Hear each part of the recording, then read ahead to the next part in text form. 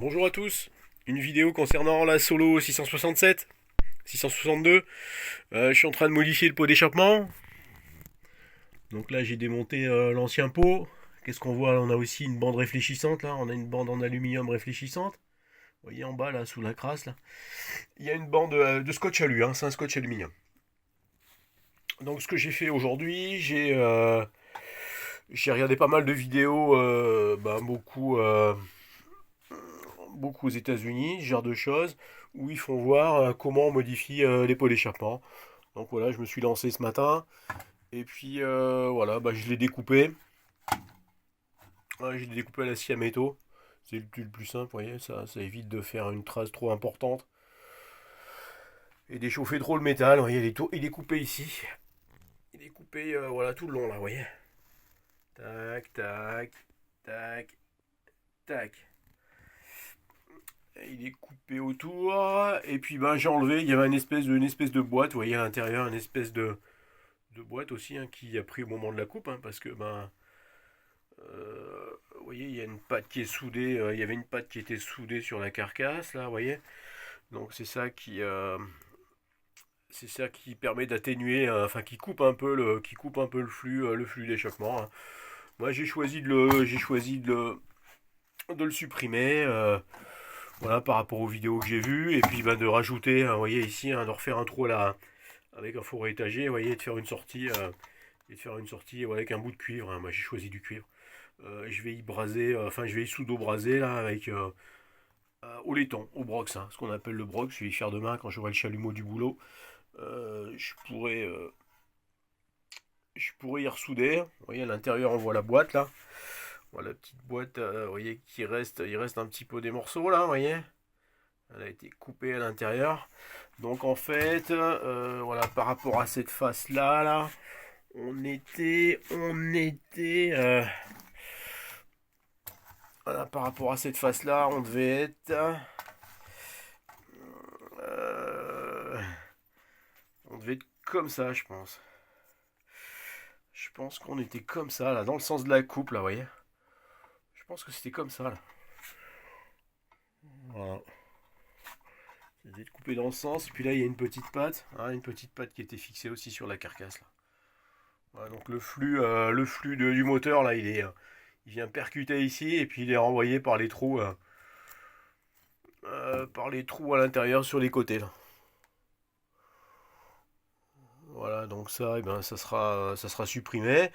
Alors qu'est-ce qu'on coupe aussi à l'intérieur? On coupe aussi, là on a nos deux vis de fixation côté cylindre, hein, les deux vis du cylindre. Et puis là on a des deux vis sur le carter d'huile, hein. Et au fond là-bas les deux vis sur le cylindre. Donc quand vous passez à la scie à métaux, hein, ça coupe la totalité, hein. Donc vous coupez donc la boîte, je me répète, hein, la boîte, une espèce de boîte là, la chicane là, et puis à l'intérieur, vous coupez aussi les deux tubes. Vous voyez, il y a deux tubes. Et là, si vous regardez à l'intérieur, j'ai rajouté deux tubes de cuivre aussi, hein, que je vais braser.